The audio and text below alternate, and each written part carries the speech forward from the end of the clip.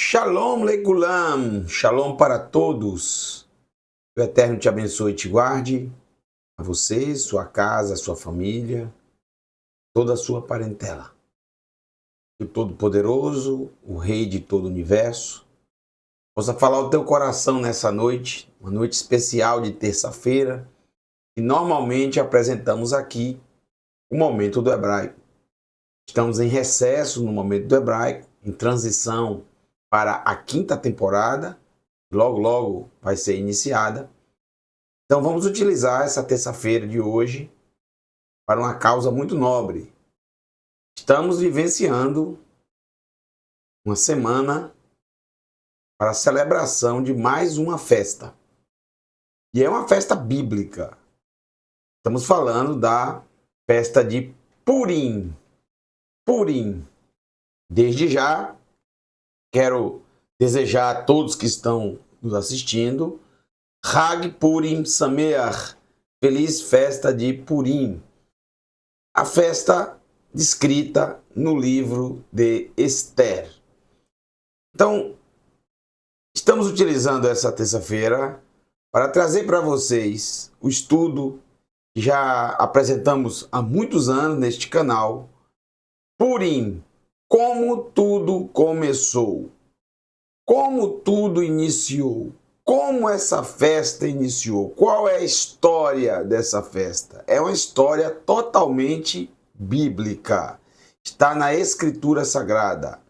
Então nós vamos ver textos da Torá, textos dos profetas e também dos escritos. Bom, vale muito a pena você entender essa festa, você compreender, você descobrir como começou e por si mesmo decidir celebrar ou não. Tá? É você, com o seu coração, com a sua alma, que deve decidir celebrar uma festa ou não.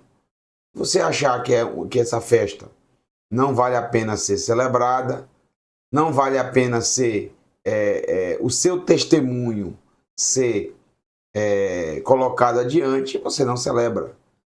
Não pode celebrar algo por obrigação ou porque todo mundo celebra. Não, você tem que celebrar porque você entendeu a festa. Falou ao seu coração o significado e você quer usufruir dos significados e das bênçãos que essa festa trouxe na sua história. E sempre se repete no mesmo período do ano, ano após ano. A festa de Purim é uma festa de milagre. É a festa daquele que está no fundo do poço e vai para o cume do monte. É a festa em que o jogo, entre aspas, é virado. Tá? Você está embaixo e você vai para cima.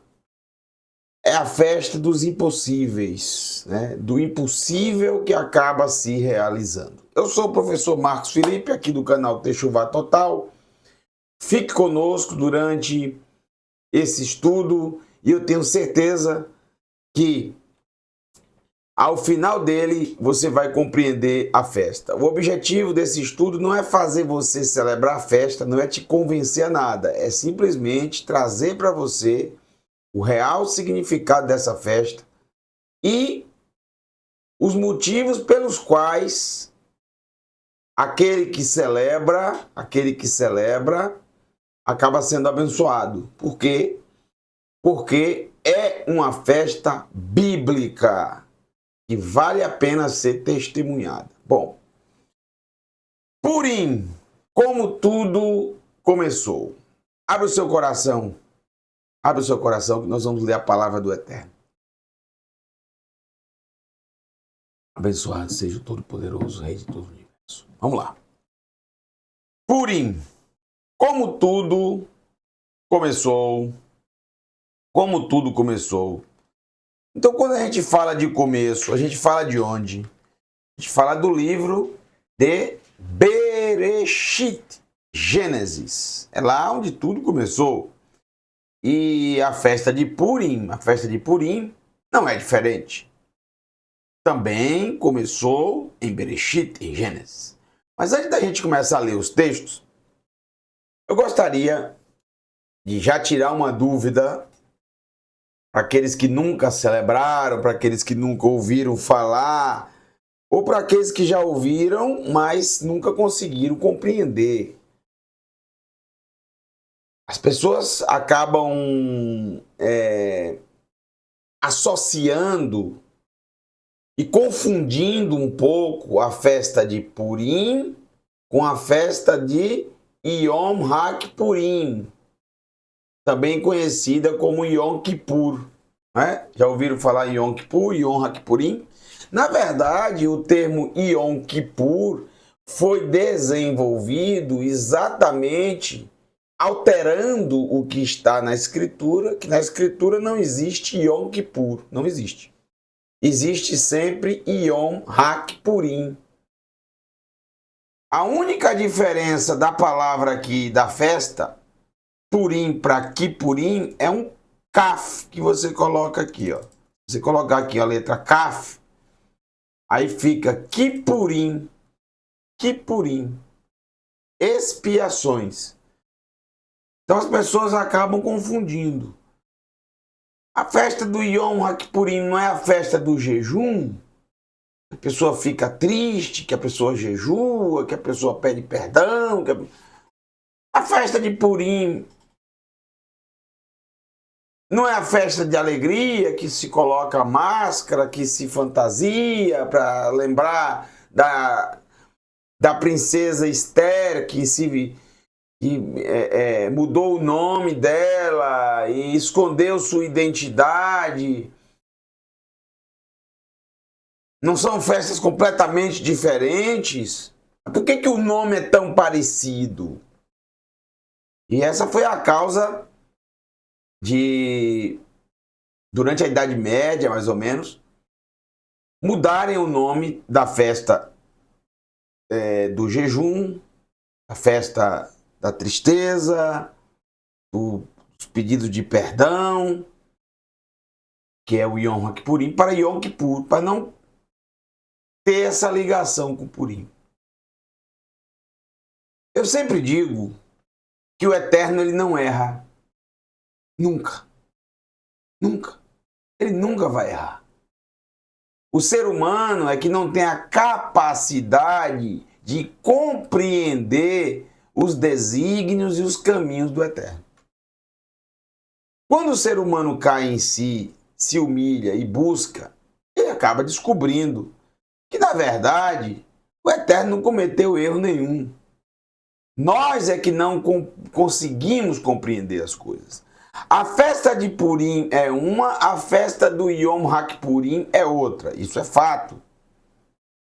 São duas festas distintas, mas elas não carregam os nomes parecidos à toa, porque as duas festas são extremamente parecidas.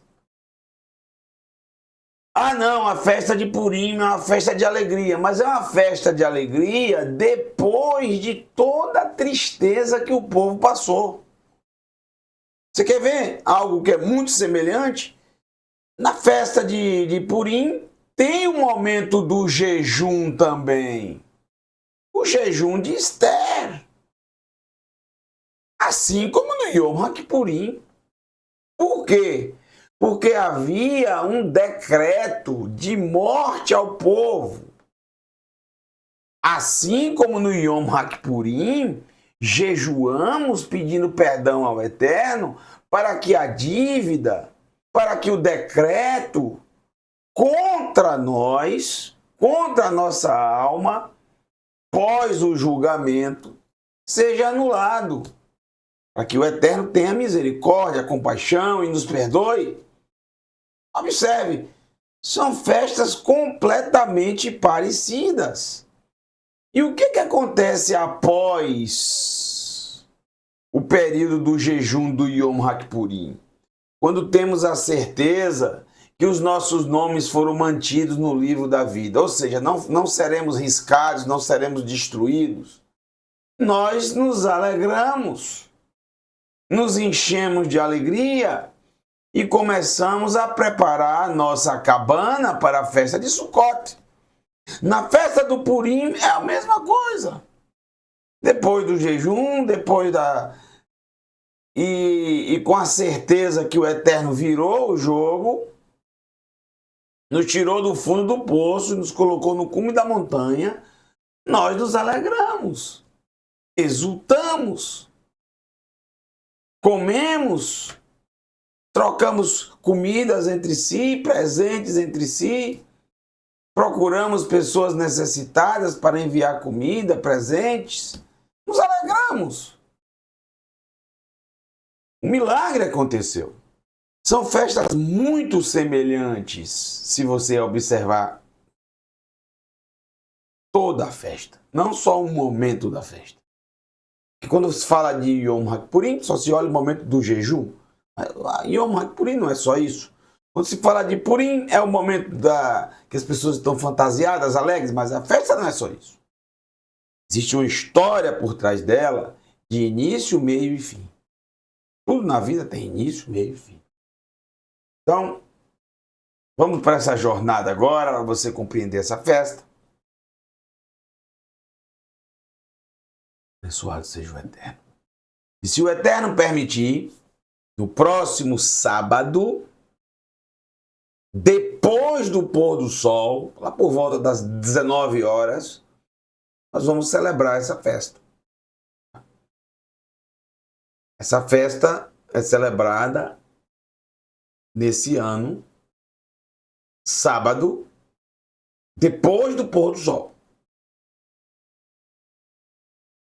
O jejum, nós vamos falar mais adiante para vocês, os detalhes sobre isso. Quem quiser participar do jejum, o jejum é sempre um dia antes da festa. Porém, vamos lá. Se a festa é sábado à noite, um dia antes da festa é sexta-noite. Sexta-noite é o início do Shabat. Existe um preceito que é acima desse jejum, e é exatamente o preceito do Shabat. Não se pode jejuar no Shabat, exceto no Yom HaKippurim, não no Purim. No Yom HaKippurim. Então, somente esse dia de Shabat é permitido jejuar no Shabat. Então, já que o Shabat, a sexta-noite, não é permitido, não é? Então, faz-se o seguinte, volta-se mais um dia, e aí nós temos a quinta-noite. Da quinta-noite, depois do pôr do sol, até a sexta, no pôr do sol, seria o dia de jejum. Mas, desde os tempos antigos, os sábios, eles criaram uma cerca para que a pessoa não passasse nem um minuto, não adentrasse nem um minuto ao Shabat em jejum. E como é que a pessoa em jejum vai preparar o alimento, vai preparar para o Shabat? Então, eles regrediram mais um dia. Então, todas as vezes que Purim acontece num sábado à noite, o jejum ele é na quarta noite até quinta noite. Quarta depois do pôr do sol, a quinta depois do pôr do sol. Que é exatamente o que vai acontecer esse ano.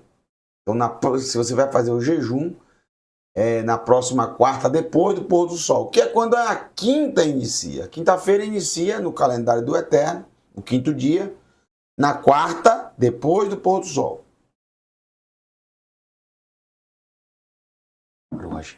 Vamos lá. E a gente fala sobre o jejum um pouco mais na frente, com mais detalhes para vocês, tá bom?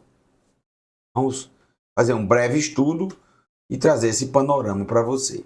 Purim, como começou? Como tudo começou? Tudo começou no livro de Bereshit, capítulo 36. Gênesis capítulo 36. Nós temos no capítulo 36 de Gênesis, que é inclusive um capítulo que as pessoas pouco gostam de ler, não gostam de ler esse capítulo, já pulam para o capítulo 37, que é a história de Yosef, a história de José. E por que pulam o capítulo 36? É muito simples. Porque o capítulo 36 trata de genealogia. E ninguém gosta de genealogia. Ninguém, vírgula. A maioria das pessoas não gostam de genealogia e perdem por isso. Ainda mais que a genealogia do capítulo 36 de Bereshit, de Gênesis, é a genealogia de Esaú. Imagine. Para que eu vou ler a genealogia de Esaú? O que é que me interessa?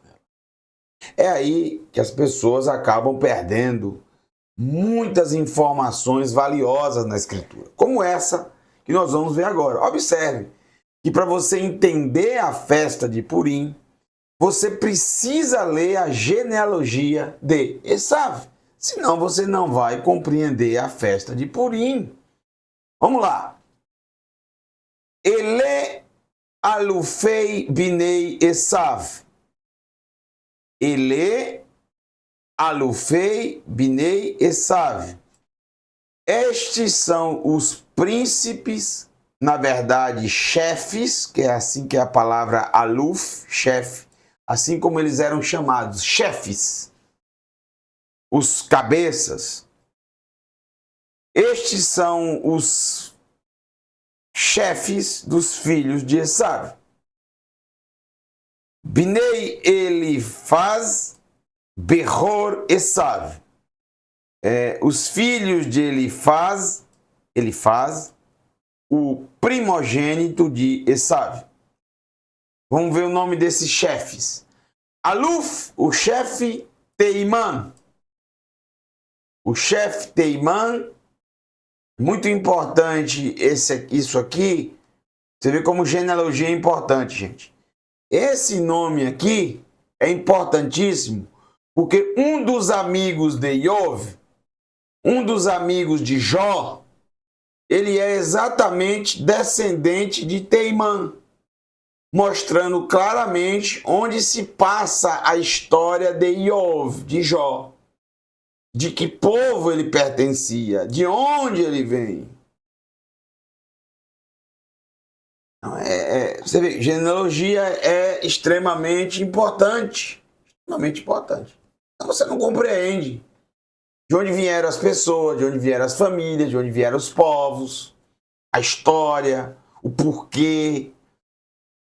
Aluf Omar, chefe Omar. Aluf Tsefo, outro também amigo de Iov, dessa família aqui, ó, Tsefo. Você vê claramente, você começa a traçar geograficamente onde aconteceu a história de Iov, de Jó. Por isso que genealogia é importante. Abençoado seja o Eterno. Aluf Kenaz e o chefe Kenaz. O que é que isso tem a ver com... O que isso tem a ver com Purim? Você já vai descobrir agora. O verso 16.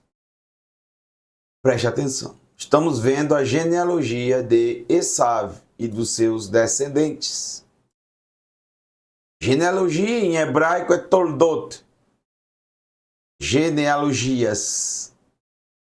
Que também significa em hebraico histórias. Toldot, além de uma genealogia, é a mesma palavra para histórias. Porque toda genealogia conta uma história. O ser humano ele não veio ao mundo só para gerar filho. Existe uma história por trás disso tudo. Aluf Korah, o chefe Korah. Esse Korah não tem nada a ver com o Korah que se rebelou contra Moshe. Só o nome que é o mesmo. Aluf Gatam. Aluf Amalek. Pronto, eu não preciso ler absolutamente mais nada.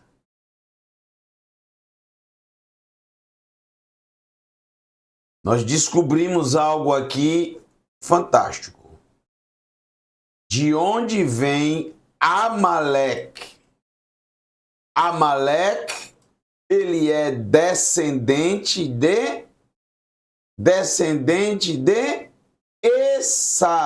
Esaú. Ou seja, os amalequitas, um dos maiores inimigos de Israel, eu diria, o povo, a família que mais odiou o povo de Israel ao longo da história.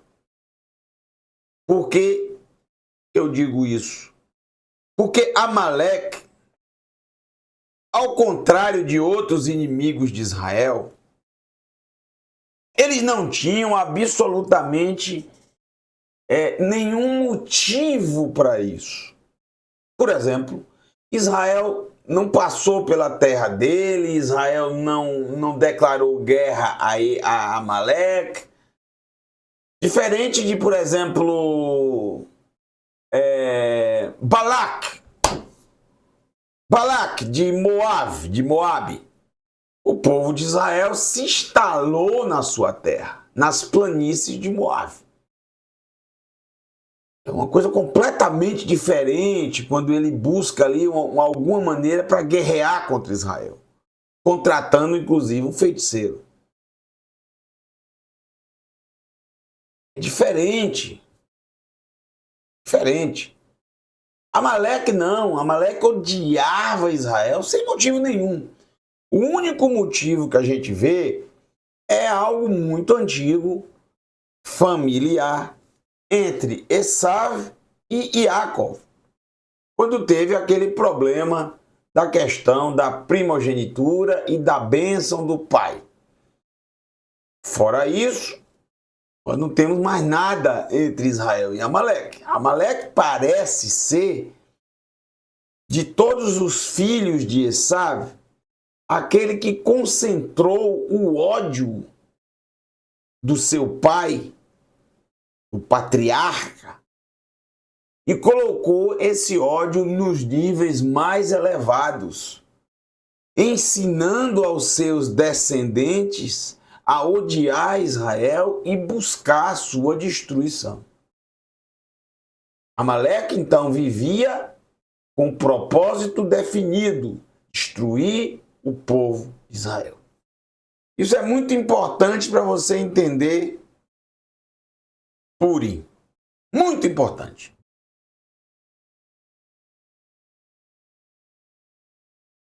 Amaleque,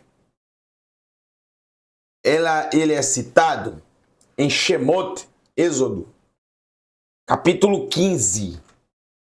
O famoso cântico de Moshe, o famoso cântico de Moisés. Quando os egípcios, em perseguição ao povo de Israel, são afogados no Yam Suf, no Mar dos Juncos, e o povo de Israel começa a celebrar, o cântico de Moshe traz informações sobre povos que viram isso e a reação de cada um deles. Por exemplo, os habitantes de Pelechete, os habitantes do litoral de Canaã, habitados pelos invasores, chamados Palestim ou Pilistim, palestinos, como está nas Bíblias, filisteus, derreteram-se de medo. Aí quando chega em Amaleque, é dito, Amaleque intimidou-se. Ou seja, a vitória de Israel sobre os egípcios intimidaram Amaleque. Eles ficaram com raiva, eles se sentiram ofendidos com isso. Imagine só que loucura. Tanto que 2 capítulos depois do 15, 2 capítulos depois, a Torá vai narrar este evento que vamos ler agora. Vai desencadear essa festa. Shemot, Êxodo capítulo 17. Tudo está conectado. O que é que acontece no capítulo 17, verso 14? E nós já vamos ler o texto, mas eu pensei que ia ter o texto completo, mas não, tem só o texto final para a gente ter que comentar aqui. Alô, vamos comentar aqui o que aconteceu rapidamente para quem nunca ouviu falar disso. Mas é uma história muito conhecida. É o momento que o povo de Israel está prestes a ir para o Monte Sinai. Eles estão num local chamado Refidim, que significa descanso, repouso, um sinônimo de Shabat. De repente, Amaleque chega para guerrear contra Israel e pega Israel desprevenido, de surpresa, aponta ao passo que Israel, que ainda não tinha um exército formado, lembrando que eles não tinham nem 50 dias que tinham saído do Egito, eles não tinham um exército formado, eles não tinham nenhuma capacidade de resistência, nada disso. Eram famílias que saíram, que incluía velhos, mulheres, crianças, enfim. Existia sim um aparato de jovens de 20 anos para cima, sim, existia, mais de 600 mil, 603 mil, conforme o censo que foi feito. Homens que estavam propícios ao exercício militar. Mas não existia um exército formado, sequer eles tinham armas prontas. Diferente de Amaleque, que veio armado, que veio preparado para o ataque. Moshe, ele precisou fazer algo diferente para não ter uma grande matança no povo de Israel e, quiçá, até a sua própria destruição. Então, Moshe, ele no desespero, sobe até um monte ali próximo e pede ao Eterno um milagre. Um milagre. Que milagre? A vitória sobre os amalequitas, que eram um exército formado, que tinham as táticas de guerra, e Israel estava sem saber o que fazer e por que estava sendo atacado. Eles não estavam no território de Amaleque, eles não violaram nenhuma regra, eles não cometeram nenhum delito, eles estavam lá descansando, aquele povo, e de repente recebe um ataque mortal, sem importar se era contra os de 20 anos para cima, mas eles estavam atacando todo mundo que via pela frente. De repente, Moshe sobe essa montanha num ato de desespero e esperando o milagre do Eterno. Ele sempre lembrou que os grandes milagres, que as grandes manifestações do Eterno ocorreram quando ele estava no monte, em cima. E vão continuar acontecendo, né? Vão continuar acontecendo. Ele então levanta as mãos, e aí, quando ele levantava a mão, Israel prevalecia. Quando ele abaixava, cansava e abaixava a mão, Amaleque prevalecia. Até que Hur e o seu irmão Aharon, Hur da tribo de Yehudá, e o seu irmão Aharon seguraram as suas mãos, e assim ele ficou com as mãos levantadas por muito tempo, e dessa maneira Israel prevaleceu. Foi um grande milagre. Porém, temos esse texto aqui que o Eterno diz: Vayomer Adonai el Moshe, e disse o Eterno para Moshe, que Tov Zot, escreva isto, Zikaron, por memorial, como memorial, Basefer, no livro. Vesim beoznei Yehoshua, e levante e direcione aos ouvidos de Yehoshua, quem iria suceder Moshe.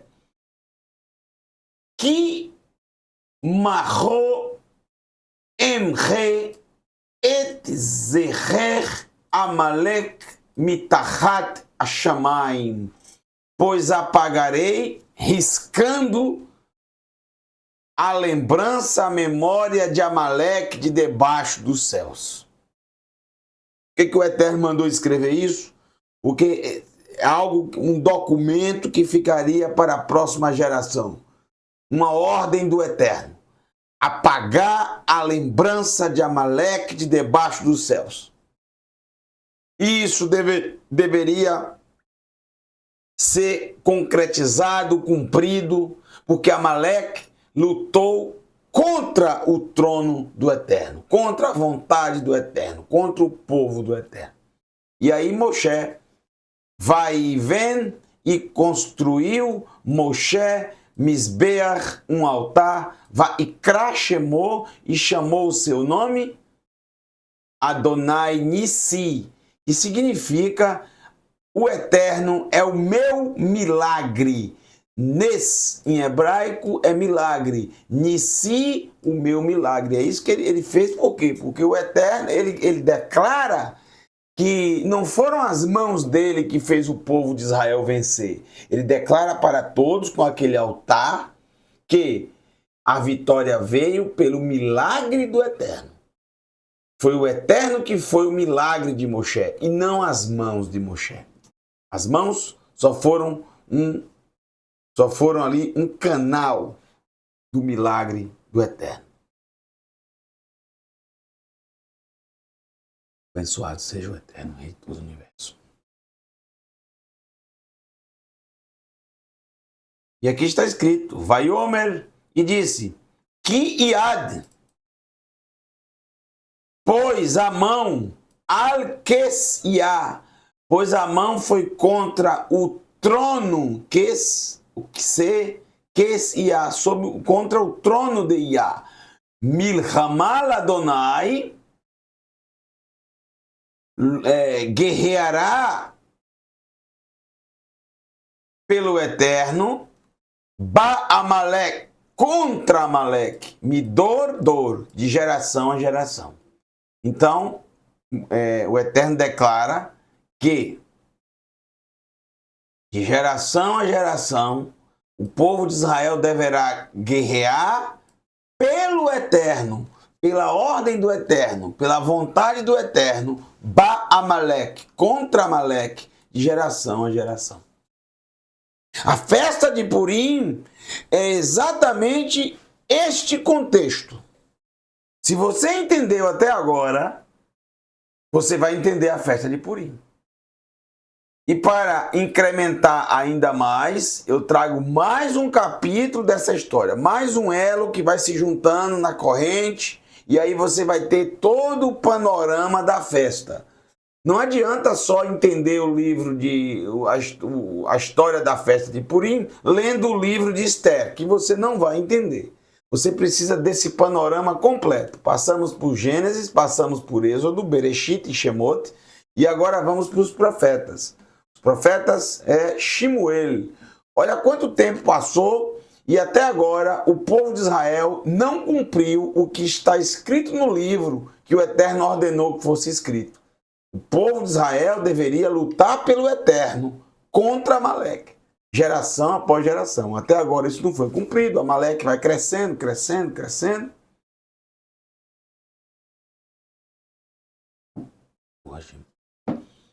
Aí chegamos, abençoado seja, nos Neviim, nos profetas, Shemuel Aleph, 1 Samuel, Hamesh Ezre, capítulo 15. 1 Samuel, capítulo 15, diz o seguinte, Vaiomer Shemuel el Shaul, e disse Shemuel para Shaul, lembrando que, só um panorama, quem nunca ouviu falar da história, alguns capítulos antes, se eu não me engano, no capítulo 7 ou no capítulo 8, o povo de Israel, cansado dos juízes, cansado da vontade do Eterno, que sempre foram juízes, né, nos portões das cidades, que serviam mais até como professores do que como juízes propriamente dito, porque eles ensinavam ao povo a correta aplicação da Torá. E também, através das disputas entre o povo, eles direcionavam o que a Torá ensinava sobre isso, como deveria se proceder. Eles, cansados disso, queriam ser como as outras nações e pediram que tivesse reis. Assim como todas as nações tinham reis, eles também queriam reis. Não era a vontade do Eterno, mas o Eterno, ele sempre foi assim. Ele respeita a vontade do ser humano. E o ser humano pagará as consequências da sua escolha. O Eterno não interfere nisso. Se ele quer, o ser humano quer, o Eterno abre mão e deixa o ser humano seguir o seu caminho. Foi o que aconteceu. O rei escolhido foi o rei Shaul. E o verso 15, o capítulo 15, verso 1, nós temos o seguinte, o início do reinado de Shaul. Vaiomer Shemuel el Shaul, e disse Shemuel para Shaul, Oti shalach Adonai le meshachocha. Olha só, a mim enviou o Eterno para ungí-lo. Observe que a palavra ungir é exatamente machar, a raiz da palavra Mashiach, que nada mais é do que alguém ou algum objeto ungido por óleo. Óleo traduz-se azeite de oliva, extra virgem. Então, aqui é a palavra Mashiach, a mesma coisa, uma palavra extremamente comum na Escritura Sagrada. Não tem nada demais nessa palavra, não é uma palavra exclusivista, exclusiva de alguém, e não significa, em hipótese alguma, salvador, salvação, libertador, libertação. Nada disso. É só uma pessoa consagrada, separada, ungida. Aqui é Shaul, por exemplo, né? Para ungí-lo, lemeler, por rei. Então, nós temos os sacerdotes que eram ungidos, os itens do tabernáculo que eram ungidos, e depois, posteriormente, isso fora da Torá, porque na Torá não existia reis, ou seja, não era a vontade do Eterno reis, mas aí vai começar rei, e o rei também passa a ser machar, a ser ungido, a ser Mashiach, ou seja, ungido pelo azeite de oliva extra virgem. Lemeler, por rei. Al-Amor, sobre o seu povo. Al-Israel, sobre Israel. Ve'atá, e agora, Shema, ouça, lekol divrei Adonai, a voz das palavras do Eterno. Ko-amar Adonai Tsevaot, assim diz o Eterno de Tsevaot. Pakaditi, no último Shabat nós vemos pecudei, as contas, né? Os registros, a recompensa do que foi plantado. É a mesma palavra, pakad. Pakaditi, eu cobrarei, eu estou cobrando as contas. Et Asher Asa Amalek Le Israel. Olha quanto tempo tinha, gente, que havia acontecido no deserto. Depois daquele evento, preste atenção, passaram-se 40 anos no deserto. Depois desses 40 anos, nós temos todo o período que o povo de Israel conquistou a terra de Canaã, o livro de Yehoshua. Depois do livro de Yehoshua, nós temos o livro dos juízes, a história de todos os juízes, até chegar no último juiz, que é Shemuel. Olha quanto tempo passou. Centenas de anos. Mas o Eterno não esqueceu. Por isso ele ordenou a Moshe colocar no livro. Amaleque nunca se arrependeu. Amaleque, na verdade, continuou nutrindo o mesmo ódio contra Israel. Eu cobro agora as contas, a recompensa. pelo que Amaleque fez contra Israel. Asher Sam, quando se levantou Ló contra ele, Baderer, no caminho, Baalotô mi Mitzraim, quando subia do Egito, quando o povo subia do Egito. Olha, eu até relembrando aquele evento. Tudo conectado aqui com a festa de Purim. Olha só. Verso 3. Atá, agora, atá com Ain, é agora. Ler, vá, caminhe, vá, Shaul, caminhe. Verriquitá, e corte, destrua, eta Amaleque. Amaleque, destrua. Já que vocês não fizeram até agora, e quer rei, então pronto, faz isso. Ve-ha-ha-mitem, ve-ha-haramtem, et kol asher lo. Não tenha compaixão sobre ele. Velo tarmol alav, vehemata me ish ad isha. Meolel ve'ad ionek. Não tenha compaixão sobre ele. Irás destruir desde o homem até a mulher. Desde os garotos até os de peito, os de mama, ou ionek. Mishor, desde o gado, ve'ad se, até o cordeiro. Migamal, desde o camelo, ve'ad hamor, até o jumento. Ou seja, o Eterno ordenou que Amaleque fosse riscado de debaixo dos céus, pela tamanha maldade desse povo. Não deveria restar nada, nada que mantivesse Amaleque vivo. Aí muita gente fala, mas que perversidade. Mas vocês viram o que era esse povo? A maldade desse povo? O ódio que esse povo nutria? Esse povo vivia pelo ódio. E aí de repente você fala, mas não é bem assim. Aí você não cumpre o que o Eterno falou. Olha o que vai acontecer. Eu vou adiantar o texto e vou ler o verso 8. Olha só o que diz o verso 8. Vai ter, pois, e capturaram e prenderam Et Agag.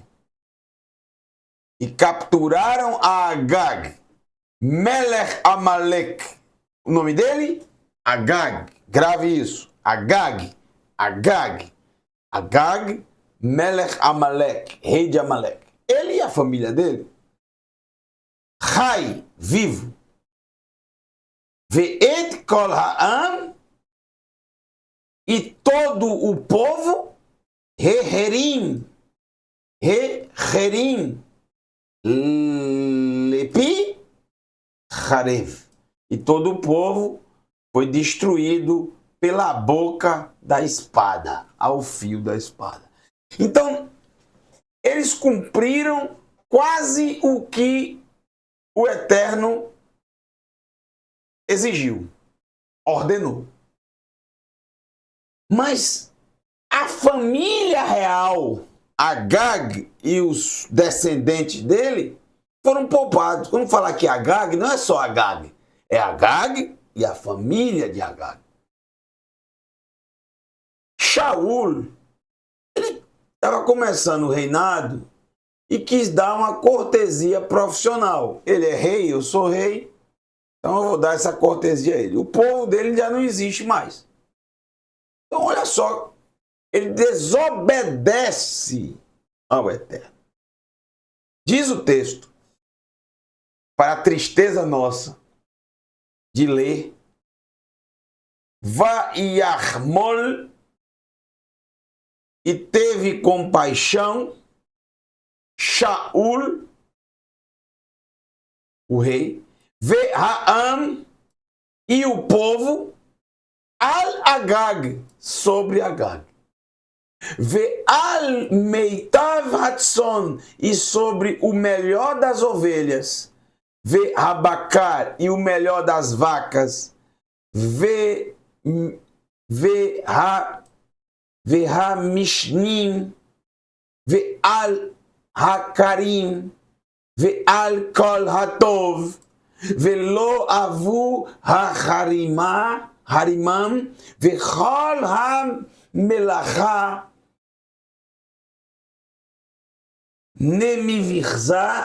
nemivza ve'names ota hecherimu.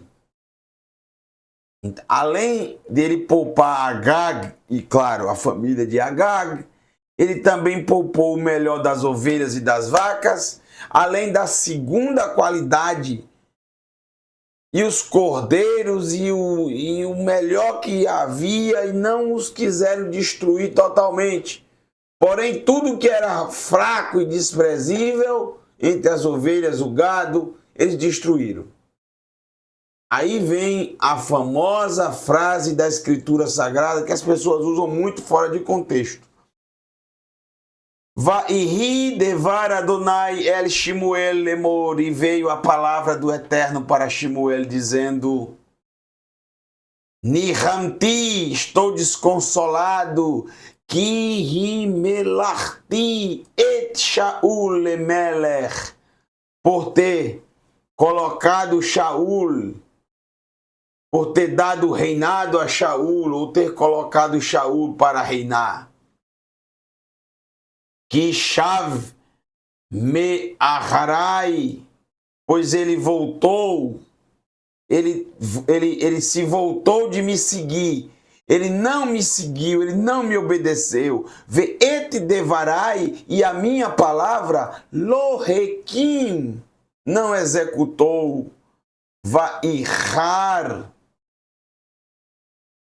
li Shimuel, e veio a tristeza para Shimuel. Vaizeak, e clamou El Adonai ao Eterno, Kol Halaila, toda noite. Aí vem aquela famosa frase do Eterno: por que você deixou os animais vivos? Eu não falei que era para destruir tudo. Ah, porque esses animais serviriam para fazer holocaustos. Aí o Eterno disse: eu não quero holocaustos, nem sacrifícios. Eu quero obediência. Obedecer é muito melhor do que sacrificar. Por quê que obedecer é melhor que sacrificar? Porque quando você obedece, você não precisa sacrificar. O sacrifício é para cobrir o pecado. E o que é o pecado? A desobediência. Então, se você obedece, para que você vai sacrificar? Para que você vai derramar um sangue inocente? Para quê? Só por derramar? Eu quero obediência, não sacrifício. O sacrifício é o último caso. Em último caso.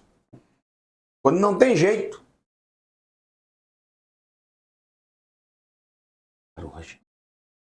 Ele deixa Agag vivo. É claro que Agag depois vai ser morto por Shimuel. Mas e a família de Agag?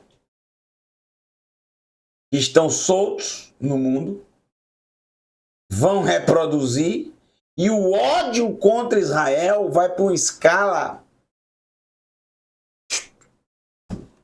anos-luz de ódio. Essa é a história de Purim. Vamos lá. Agag, gente. É interessante que a palavra Agag no hebraico tem algo aqui muito interessante. Olha só. A palavra Agag é uma palavra, vamos dizer, perfeita numericamente falando. Como assim? Uma palavra perfeita numericamente falando na Gemátria é uma palavra que possui o valor numérico igual à raiz. O mesmo valor numérico é igual ao valor da raiz. Então você sabe, por exemplo, que Agag tem valor numérico 1 do Aleph, 3 do Gimel e novamente 3 do Gimel. E ela é perfeita, além de ser, por isso que eu falei, tanto o valor numérico com uma raiz iguais, porque o valor numérico e raiz dela também é 7, que é o número da perfeição. 3 mais 3, 6, mais 1, 7. Esse é o valor numérico. E nem sempre é o mesmo valor da raiz, mas aqui é. Não tem como tirar a raiz já está tirada. É 7. É um número só, um único dígito. É a raiz.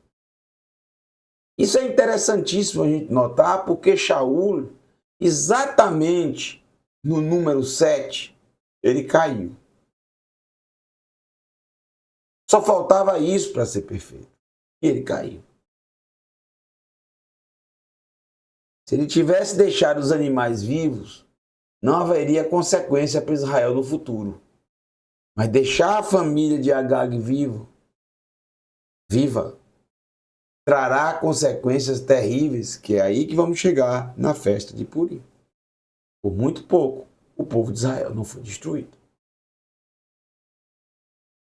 Então, há algo aqui muito interessante quando a gente vê essa raiz, porque muitas pessoas que decidem obedecer ao Eterno, servir ao Eterno, é exatamente aqui que muitos se pegam, no número 7, que representa o Shabat. Muita gente despreza o Shabat, deixa de guardar o Shabat. É um tropeço para muitas pessoas. Vamos lá.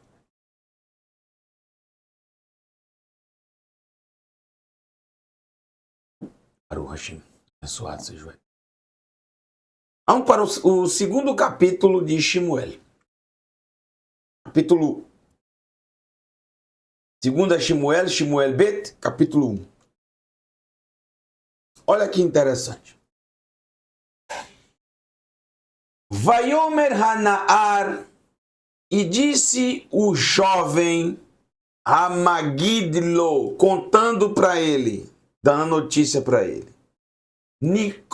Nikreti Behar Hal Gilboa. Eu me encontrava no monte Gilboa. Verine, e de repente, Shaul Nishan al-Hanito. Lembra da canção? Yavesh Hakaitz Lei Beito Behal Halgiboa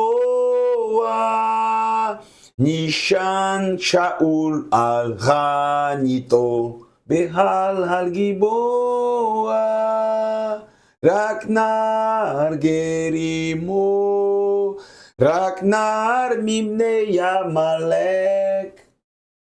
Estava Shaul apoiado sobre sua lança no monte Gilboa, apenas um jovem com ele, um jovem estrangeiro, um jovem de Amaleque. Ironia das ironias, né? Na hora da morte de Shaul, quem estava com Shaul? Amaleque. Isso não é uma coincidência. É o Eterno mostrando a Shaul o motivo dele ter morrido. Tudo começou, a queda dele começou, a derrapada dele começou, e ele nunca se arrependeu. Começou ali, com Amaleque. Amaleque foi a grande pedra de tropeço de Shaul. E quem matou Shaul? Quem tirou a vida de Shaul? Amaleque. Uma amalequita. Mas da seguinte maneira, ele tentou se matar, não conseguiu, ele pediu ao seu pajem para lhe matar, não, o pajem não quis matá-lo, que carregava a espada, não quis matá-lo, ele tentou se matar, se lançou contra a lança, não conseguiu morrer. E aqui em 2 Samuel nós temos a descrição completa. Verine, e de repente, Ha-Rechev, o Baalei, Ha-Parashim, Hidebikuhu. Eis que os carros e capitães de cavalaria apertavam com ele. Vaifen Aharai, e olhei após ele, Vaireni, e ele me olhou, Vaikra Elai, e chamou por mim, Vaomar, e eu disse, Hineni, eu estou aqui. Vaiomeli, e disse para mim, Mi atá, quem és tu? Vaiomer Elai, e disse para ele, Amaleki Anorri, eu sou de Amaleque, eu sou descendente de Amaleque. Aí Shaul deve ter tomado um choque, né? Que coincidência, hein? Ele deve ser um dos descendentes da família de quem? De Agag. Porque se diz o texto que eles mataram todas as outras pessoas, só ficou Agag. Então como é que esse Amalequita apareceu? Só pode ser da família de Agag. A família deve ser muito grande, não é família pequena. Verso 9. Vaiomer Elai, e disse para mim, Amadna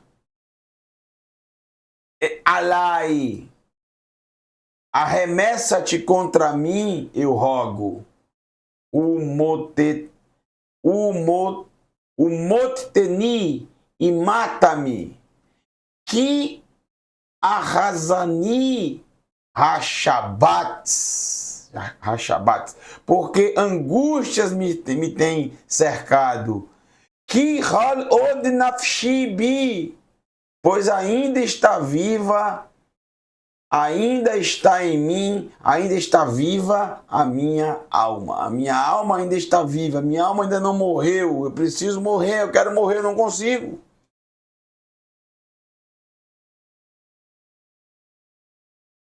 Vá, modalai, arremessa-te contra mim. Arremessei contra ele a lança, né? Vá a motetehu, e o matei. Que iadati, porque eu conheci, eu entendi. Que lo irrie aharai nifilô. Porque eu entendi que ele não ia conseguir viver, ele estava lá entre a vida e a morte, ele já estava caindo, né? Ele quis dizer, foi um golpe de misericórdia que eu fiz. Foi um ato de misericórdia. Vaekar, e tomei Hanezer, a coroa, Asher Arosho, que estava sobre sua cabeça, Etzaadá, e o bracelete, Asher Alzeroo, que estava sobre o seu braço, Aviem, e trouxe El Adoni Rená para o meu senhor aqui.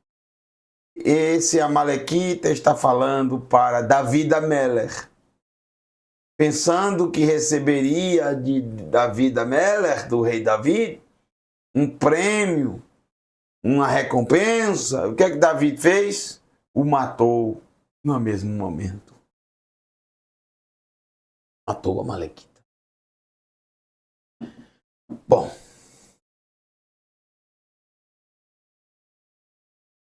o que é que isso tem a ver com Purim? Bom, agora nós vamos ver o que é que tem a ver com Purim. Gente, quando chega o período, vai passar um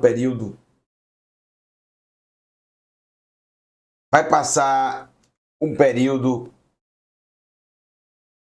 em que o rei Davi vai reinar 40 anos. Depois, mais 40 anos, o seu filho Shilomo vai reinar. Nós temos aí 80 anos.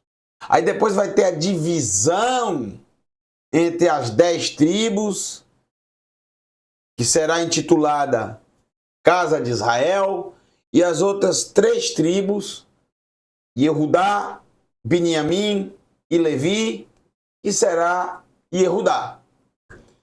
As 10 tribos vai passar um período e serão levados cativos e espalhados e assimilados pelo terrível império assírio, que forçará casamentos mistos, homens israelitas se casando com mulheres estrangeiras e mulheres israelitas forçadas a se casarem com homens estrangeiros. Vai haver aquela miscigenação e as 10 tribos nunca mais voltam. Ao passo que o tempo passa e a degradação de Yehudá vem à tona. Quando chega ao limite do eterno, os 70 Shemitot, a 70ª Shemitah não cumprida pelo povo. E aí, o descanso da terra, de 7 em 7 anos. E aí o que acontece? O povo é levado para Babel, Babilônia. É aí a história de Esther. O que é que acontece lá na Babilônia? O povo de Israel, especialmente a tribo de Yehudá, Beniamim e Levi. Qual tribo era a tribo de Shaul? Beniamim, não Yehudá. Beniamim, Benjamim. Muito bem. Shaul era da tribo de Beniamim. O povo judeu, que era um povo que estava numa terra estranha, mantiveram, os babilônicos não proibiram os judeus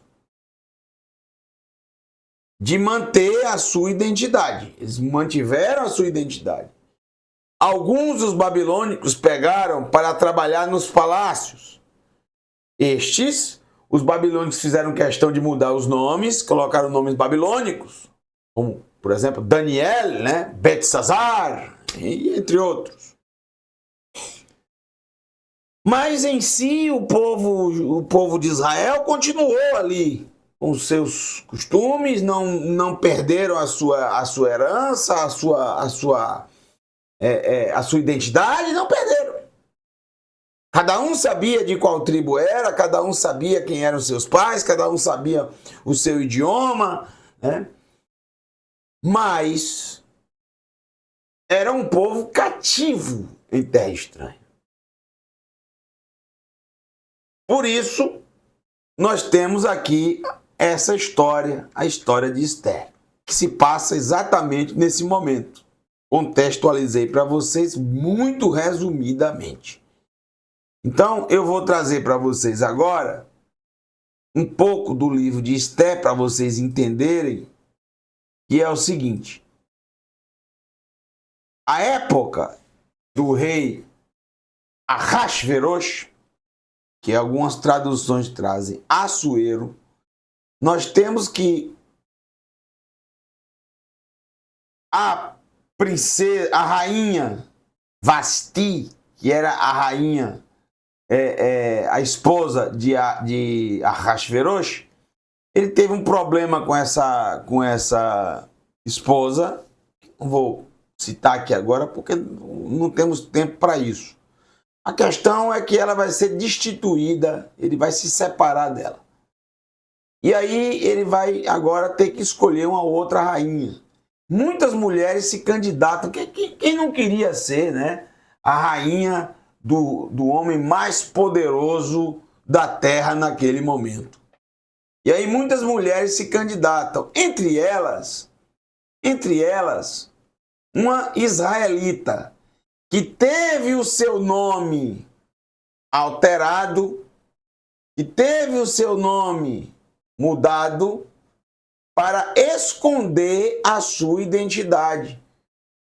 O seu primo, que era mais velho que ela, mas que cuidava dela como se fosse uma filha, ordenou a ela que agisse dessa maneira, que não revelasse qual era a sua identidade, o seu povo, para não sofrer represálias, pois o povo de Israel sempre foi perseguido e odiado entre as nações. Então nós temos aqui no capítulo 2 o seguinte: Ish Yehudi Hayá Beshushan, havia um homem judeu Observe que durante o período do exílio babilônico, todo israelita era chamado de judeu. Isso eram os próprios babilônicos que chamavam. Para não ficar, você é de Benjamim, você é de Levi, todo mundo passou a ser judeu. Mas observe que o próprio texto diz que, na verdade, ele não era em si da tribo de Judá. Olha o que o texto diz.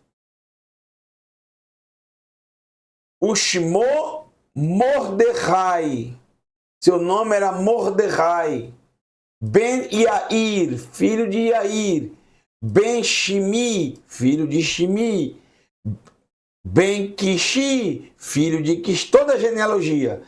Ish Yemini, um homem biniamita, ou seja, benjamita, da tribo de Benjamim.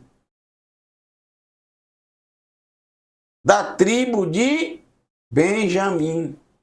Ele foi exilado de Jerusalém com os prisioneiros expulsos, com Yahaniá, rei de Yehudá, a quem Nebuchadnezzar, rei de Babel, levou preso.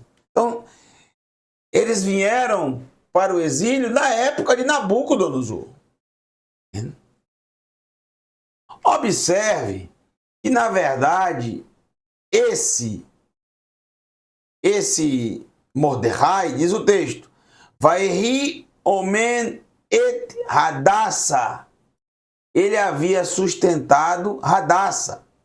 Ri, ela, Esther, ela é Esther. Hadassah é Esther. O nome dela é o nome em hebraico, Hadassah, que é uma planta com um cheiro muito gostoso, Hadassim, aquele cheiro de perfume gostoso. Boa murta. Bate Dodô, filha do seu tio. Hadassah era filha do seu tio, filha do tio dele. Hadassah era filha do tio de Mordecai. Então Hadassah era o que de Mordecai? Prima, não sobrinha, prima. Hadassah era filha do irmão do pai de Mordecai. Então, vamos lá. Aqui você tem o pai de Mordecai e o irmão dele. O pai de Mordecai gera Mordecai. E o pai do irmão dele gera Hadassah. Hadassah e Mordecai são primos. Ok? Nada de sobrinho e tio. Está errado quem diz isso. Porque o texto fala claramente aqui. Como os pais, tanto o pai como a mãe de Hadassah, já estavam mortos, ele, Mordecai, a adotou como filha. Lekará, Mordecai, lo, e tomou ela, Mordecai, para ele, Lebat, por filha.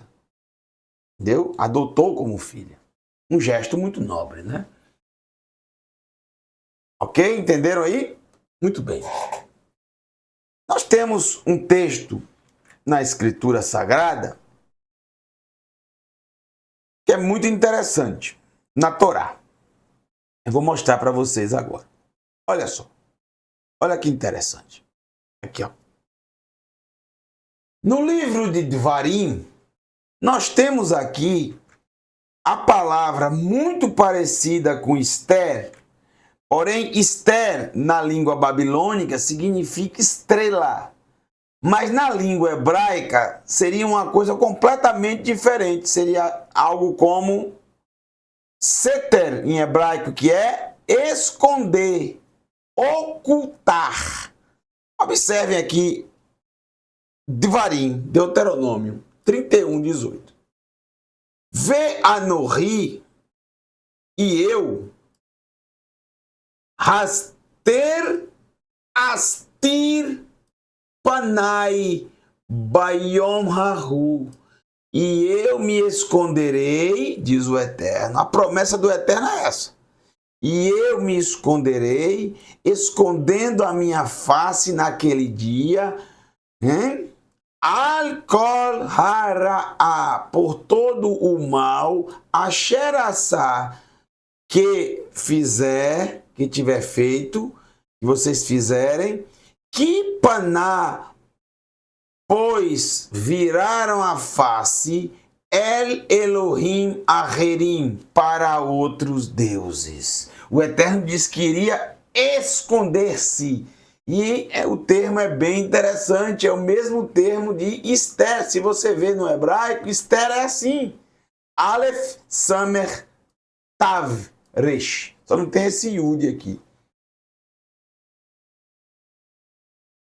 Como também no livro de Yehezkel, Ezequiel 39, 29, Velo astir, e não esconderei od mais, panai, a minha face, mehem, de vocês, ou deles, Asher shafarti etiruhi al Beit Israel, neum Adonai, Adonai.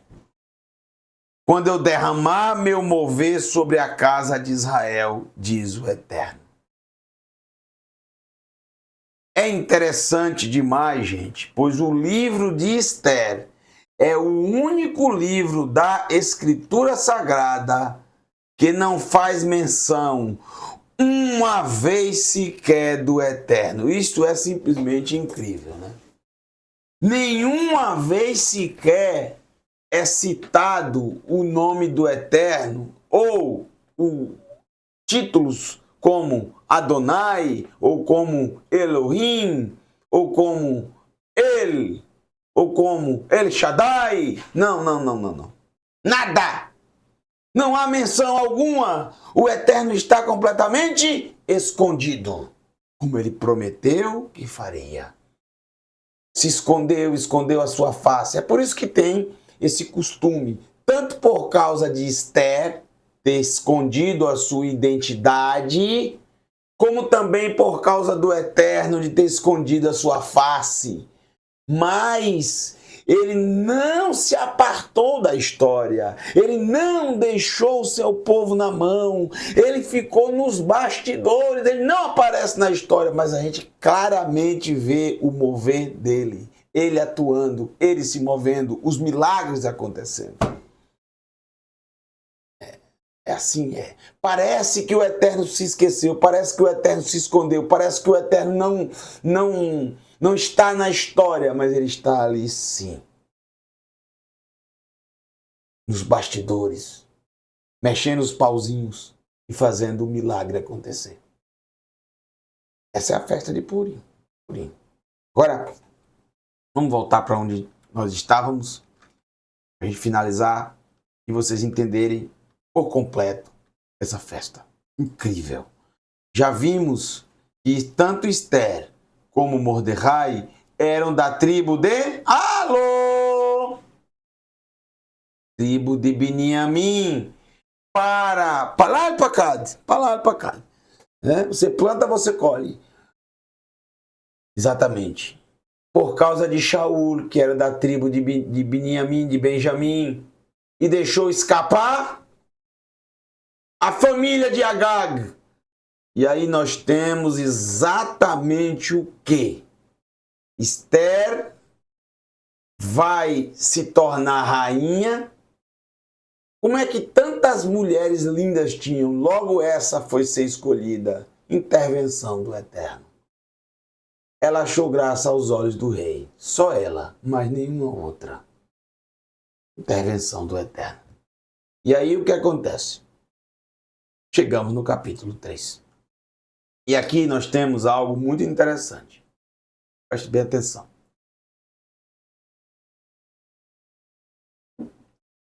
É no capítulo 3 que vamos ser apresentados, no capítulo 3 do livro de Esther, e vamos ser apresentados a um malvado, a um homem malvado.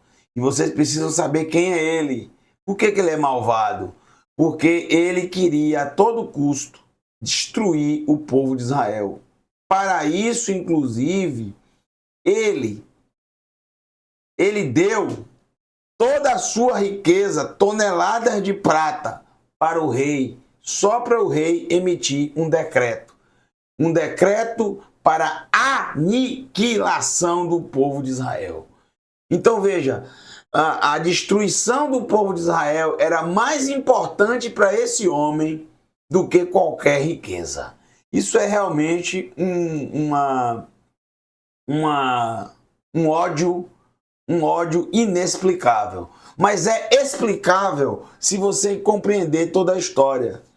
E é interessante, esse homem, que é Ramã,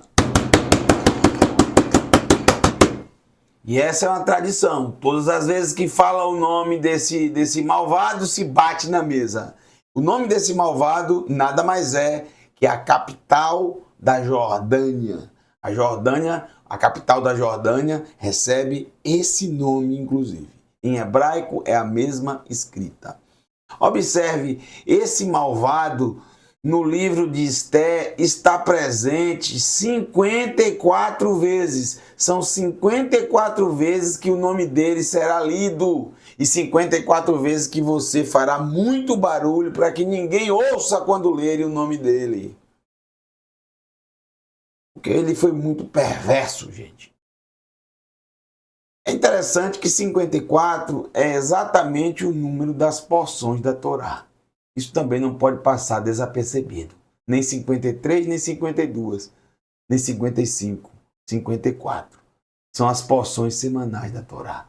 Para cada porção da Torá, para cada nome desse malvado que é citado, temos uma porção da Torá para abafar o nome dele e manter a nossa identidade, manter a identidade do nosso povo viva. Sempre devemos recitar: Am Israel Chai. Ainda vive o povo de Israel. O povo de Israel vive e viverá para sempre, porque é promessa do Eterno. Bom, agora, eu já entendi que é um homem malvado, que queria a aniquilação do povo de Israel, que queria a destruição do povo de Israel. Alô? Mas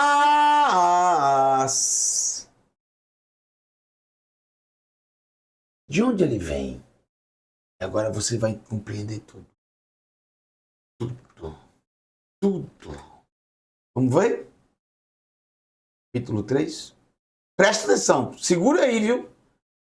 Segure aí na sua cadeira. Olha só, pra você não cair, não tomar uma queda. Ó.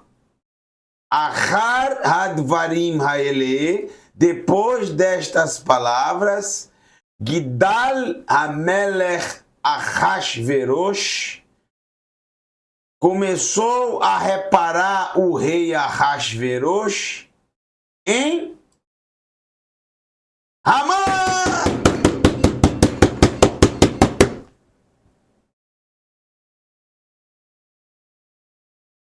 Ben Hamdata. Ben Hamdata. Agagi. O que é isso? Agagi. Alô. O que você acha que é? O que você acha que é? Não precisa ser inteligente, não. O que é Agagi? Descendente de Agag. Entendeu porque o Eterno disse que ninguém deveria ficar vivo de Amaleque? Agag, descendente de Amaleque. Amaleque gerou Agag. Agag, que era rei, e foi deixado vivo pelo benjamita Shaul. Ele e sua família. Olha aqui um dos ramos dessa família. Um Agagi que está destinando toda a sua fortuna para os cofres reais, para um edito real, um edito que é irrevogável de destruição de todo o povo de Israel. E quem é que vai agora ter que salvar o povo de Israel? Como é que o Eterno não está nessa história? Alô? um benjamita e uma benjamita. Esther é da tribo de Benjamim. Mordecai é da tribo de Benjamim. Os detalhes são maravilhosos. Mas eu não vou falar mais nada para vocês sobre essa história, porque é muito gostoso ler toda a história no dia. Muito gostoso. É maravilhoso. Eu só queria contar a história para vocês. A festa de Purim é a festa de um grande milagre, ou de grandes milagres, de grandes reviravoltas. Não sei se é isso que você está precisando agora na sua vida, uma grande reviravolta, um grande milagre, não sei. Se é, aí é que entra o jejum de Esther. O jejum só deve ser feito, só deve ser realizado, o jejum é uma última instância. É uma grande revolta do ser humano para uma situação que ele está passando. Rejeitar o alimento que é santo, que vem do eterno. Todo alimento vem do eterno para a manutenção da vida. Imagine só. A revolta é tão grande que você se recusa a viver. Se eu rejeito o alimento, se eu não vou comer o alimento, se eu não vou permitir que o meu corpo continue vivendo. Então, o jejum é algo assim, algo extremo. Não deve ser feito e realizado por realizar, por fazer, por moda. Isso é ridículo. O jejum é algo que parte do ser humano. O jejum significa, olha só, jejum significa afligir a alma. Imagine só, você afligir a sua alma. Olha que coisa medonha. Alô? Que coisa mais fora do comum e do normal, afligir a sua alma. A sua alma não deve ser afligida. A sua alma deve ser elevada. A sua alma deve ser nutrida. A sua alma, mas não afligida. Afligir a sua alma? Que loucura! Mas isso acontece quando algo extremo acontece. Isso acontece quando algo que você precisa muito que aconteça e uma revolta por uma situação que acontece. Foi o que aconteceu com Esther. Por que ela estava revoltada? Porque todo o povo de Israel estava decretado a ser morto, destruído. Na data determinada. O povo de Israel tinha um decreto contra ele. O povo de Israel estava com o decreto assinado. No 14º dia do mês de Adar. Purim vem exatamente disso, lançar sortes. Lançaram sortes contra o povo de Israel. Sorte na escritura não quer dizer exatamente uma coisa boa, porque nesse caso, para o povo de Israel, era uma tragédia. Então, eles afligiram a alma. Esther convocou o seu povo a afligir a alma e não aceitar a destruição. Jejuaram. Então, você deve jejuar se algo realmente na sua vida, algo extremo está acontecendo. Uma questão de saúde, uma questão irreversível, né? Você está realmente no fundo do poço, uma questão irreversível, alguém da sua família, aí sim o jejum se justifica. Como se justificou na época de Esther. Muito bem. Vamos lá. A gente finalizar aqui. Como celebrar a festa de Purim? Vou trazer para vocês algumas dicas. Se você quer celebrar, eu quero celebrar. Alô? Pronto. Se você quer celebrar a festa de Purim, como celebrar, né, a festa de Purim? Vamos ver. Como celebrar Purim? Vamos lá? Eu quero celebrar. Eu entendi a festa, eu quero celebrar. Primeiro, saber o significado. Relembrar e não deixar ser esquecido o grande livramento ao povo de Israel. Esse é o primeiro. Tem a ver com o livramento lá de Shemot, capítulo 17, quando o Eterno livrou o povo de Israel dos amalequitas. Esse malvado nada mais é do que um amalequita, descendente de Agag. que tem a ver também com o livramento que o Eterno deu ao nosso pai Yaakov, quando ele se encontrou com seu irmão Esaú. Foi a mão do Eterno ali. Para celebrar, você tem que saber a data da festa. Esse ano, ela vai ser dia 23 de março. É o próximo sábado, depois do pôr do sol. Tem que terminar o Shabat. E vai até o domingo, dia 24 de março, até o pôr do sol. O jejum de Esther, para quem quer realizar, o jejum é um jejum de um dia inteiro. Ele começa dia 20 ao pôr do sol, depois do pôr do sol, já inicia a quinta-feira. Então será uma quarta ao anoitecer, para ficar melhor. Quando chegar a quarta de noite, começa o jejum. Tá? E esse jejum vai até a quinta, quando o sol se pôs. O sol se pôr, pronto, terminou o jejum. Então você pode comer durante a quarta-feira inteira, até chegar o momento que você vai fazer o jejum.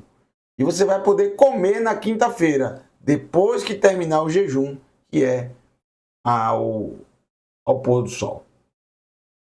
Eu vou fazer jejum de refrigerante, eu vou fazer jejum só vou comer salada. Isso não é jejum.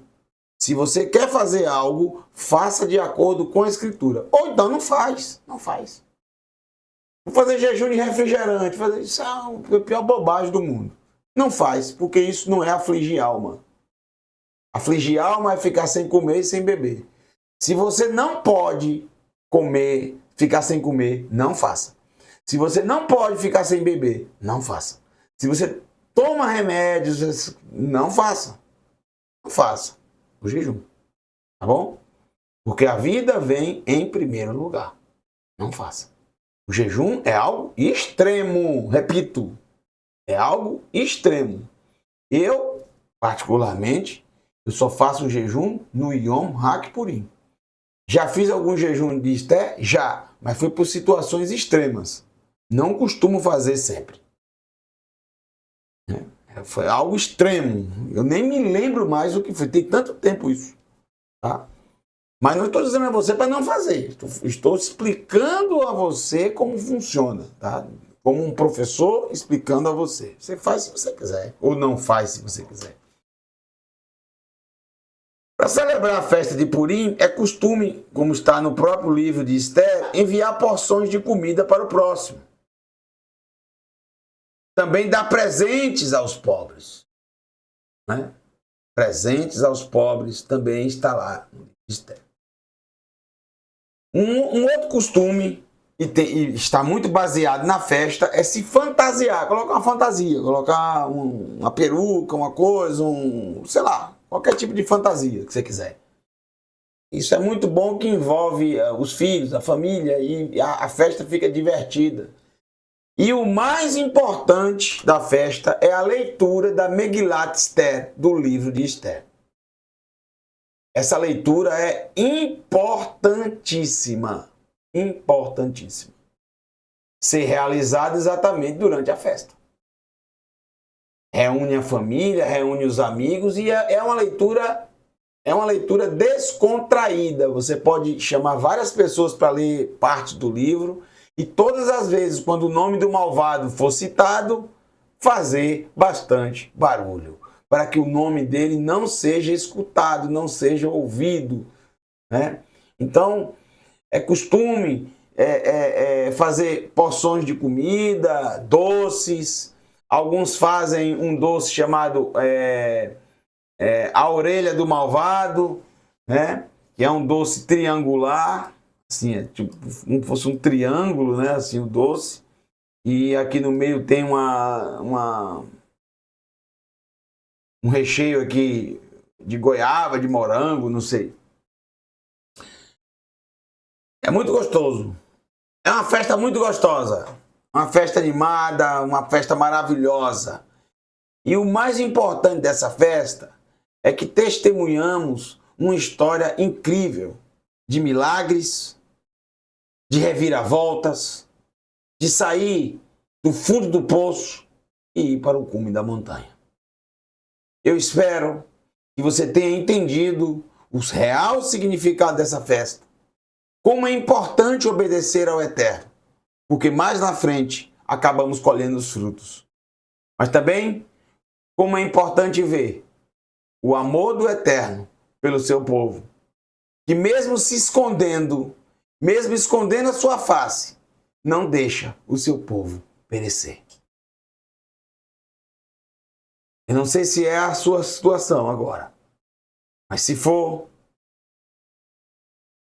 que você saia do fundo do poço e suba até o cume da montanha. Que Ele reverta a tua situação. Que Ele te tire da cauda e te coloque por cabeça. E esse é o momento propício para milagres, a festa de Purim. Desejo a todos Hag Purim Sameach. Feliz festa de Purim. Que o Eterno te abençoe e te guarde. Estaremos, se o Eterno permitir, celebrando no próximo sábado, por volta das 19 horas, essa linda festa. Mas, se você quiser celebrar com a sua família, sem ser acompanhando o canal, nós vamos disponibilizar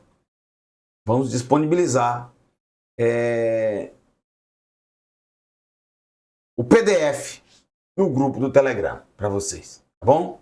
O PDF da Megilat Esther vai estar aqui no grupo do Telegram.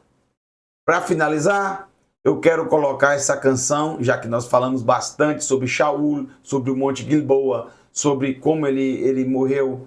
Nada mais especial que colocar essa linda canção interpretada pela maravilhosa Tzamad Parvarim, dupla dos suburbanos. Behar Hal Gilboa.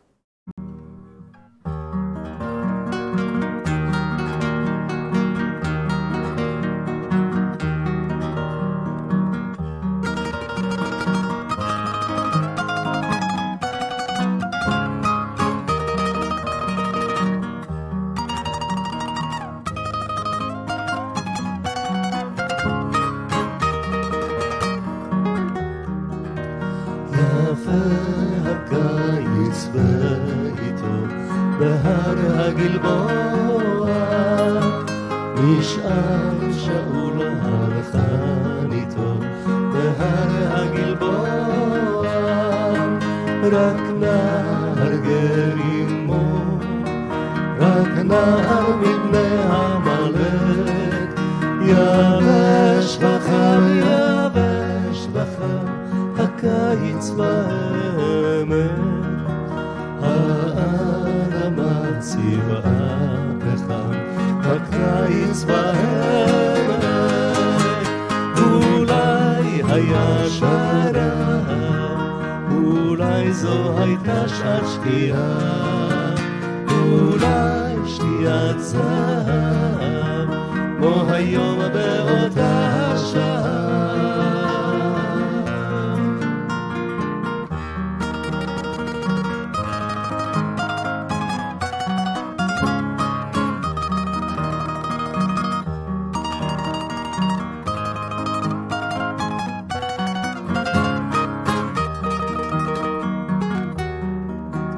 נפרס הזקלק בהר הגלבוע היה הקיץ כמו עכשיו בהר הגלבוע מנגד התבור בהר החרמון במרחב כאילו לא עברו שנים בהר הגלבוע אותם סלעים שחונים בהר הגלבוע אולי היה שרב אולי זו הייתה שעת שקיעה אולי שקיעת זהב כמו היום באותה שעה da ba da ba da ba da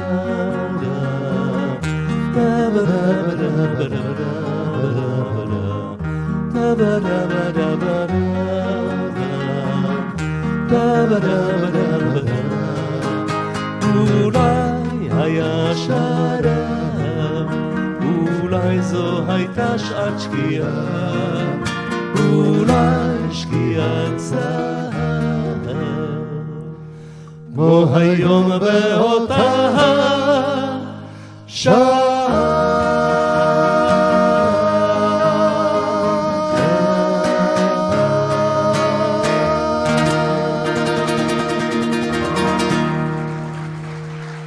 תודה רבה.